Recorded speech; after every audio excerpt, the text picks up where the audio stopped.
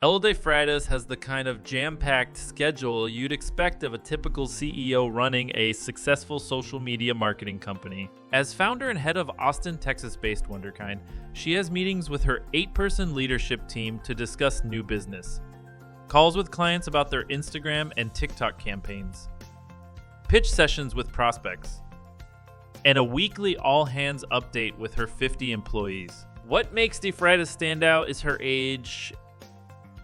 At 31, she is younger than most chief executives, and her entire C-suite is comprised of Gen Z professionals no older than 26. It may be unconventional for such a green leader to helm a company with such a young executive team to boot.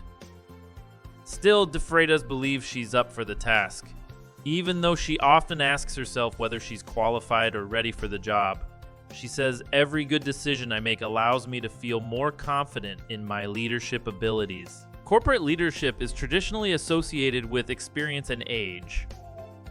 The conventional wisdom is it takes many years to accumulate the knowledge and expertise needed to run a company. Today, however, new generations of workers are challenging this idea. As young millennials and even Gen Zers ascend to leadership positions, some founding companies, others running major initiatives and teams within established enterprises.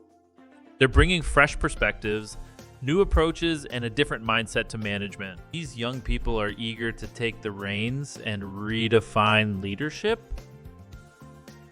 But are they ready? The experienced leaders are getting younger. Nearly a third of newly appointed S&P 500 ACOs last year were younger than 50, which is more than twice the rate in 2018. According to June 2023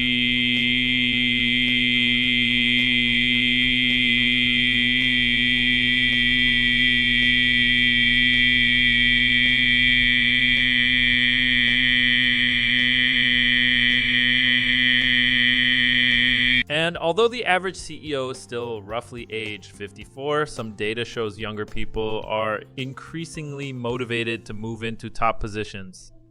For instance, a 2021 survey of about 1,500 Gen Zers showed 45 said they are very or extremely likely to start a business. That youthfulness can sometimes be an obstacle to effective leadership, according to management experts. So, for instance, young people haven't yet navigated a variety of economic cycles or had time to develop all the institutional knowledge needed to run a company. Perhaps most importantly, they might not have the emotional intelligence or the necessary soft skills,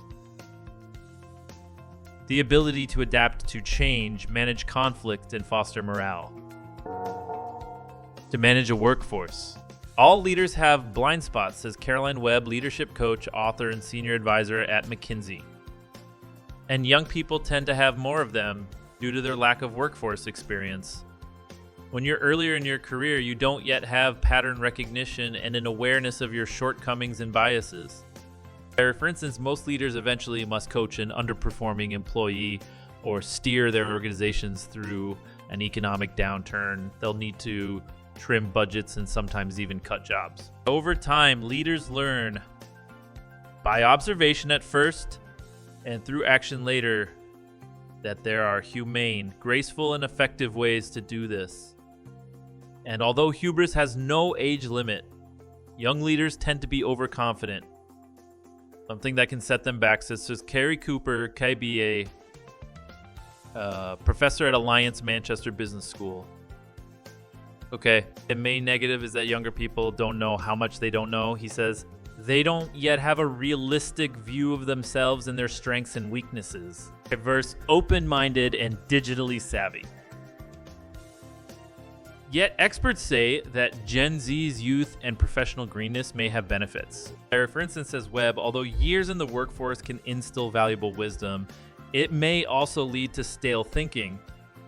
Young people may have the advantage of approaching leadership without the institutional blinders that often stifle innovation. Your job as a leader is to come up with creative solutions to problems that have not yet been solved, she says. This can be more difficult when you've been operating in an existing way of doing things. But younger people aren't bound by those preconceived notions, and this can create freer thinking. Generations aren't monoliths. But experts note Gen Z's particular sensibilities and attributes are a good fit for the challenges and opportunities of our time. Data from the Pew Research Center shows Gen Z is the most ethnically diverse and best educated generation in US history. A separate report from the nonprofit NEEKC Foundation suggests that Gen Zers are, by and large, progressive, inclusive, and tech-savvy. They grew up with smartphones in their pockets and have an intuitive grasp of technology. This generation is defined by its diversity, its openness, and its ability to navigate a fast-changing world, says Cooper. These are exactly the qualities we need in leaders today. Many Gen X and millennial workers are comfortable using digital technology. But, says Cooper, Gen Z's innate digital dexterity, compared with older generations, gives them an edge. The digital era has changed the way we live, work, and interact with the world. Understanding these nuances is essential for the future, he says. Gen Z can help us make the most of the digital age. Some young leaders are aware that they may not have traditional leadership traits and are leaning into their youthfulness and blind faith to inspire and succeed in their roles. In 2018, Jake Bajorsath dropped out of college to pursue a business idea for a Gen Z consulting firm. Today, Bajorsath, 24, runs a Space Trinidad, a 30-person agency that's created marketing content for brands including Denny's, L'Oreal, and The North Face. In the beginning, he says he was painfully aware that he lacked much of the experience, network, and formal education of his older professional counterparts. Everyone around me told me I was making a mistake, he says, but I knew in my soul, subconscious, or whatever you want to call it, that if my back was against the wall with no other option, I would figure it out. He says was initially surprised when, in 2020, McDonald's hired his team to create a video thanking essential workers in the early days of COVID-19. But when the company told us they wanted to reach 18 to 21-year-olds, I realized we are those consumers. We know these social media platforms inside and out. We haven't spent years in corporate, and that can be to our advantage. Wonderkind's de Freitas agrees. She says her team's youth is a boon to the business. For the most part, they're creative thinkers. They're not stuck in their ways. They don't accept processes and rules just because someone 25 years ago said there was one way to do something. Still, occasionally, she says she comes up against problems that she has a hard time solving on her own. And since her team members have even less experience than she has, she can't necessarily go to them for answers. So I turn to mentors and other people I respect. I ask, how did you solve this?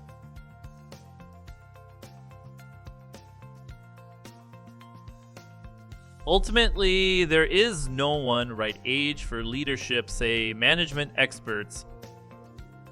Inexperience can be both positive and negative. Youth is both an asset and a liability. The right age to lead depends on the individual and the situation, says Webb. After all, people don't magically gain the smarts, charisma, and self-awareness to guide a company and manage a workforce once they hit their 50s. I work with plenty of older leaders who lack self-awareness. She says it's not binary.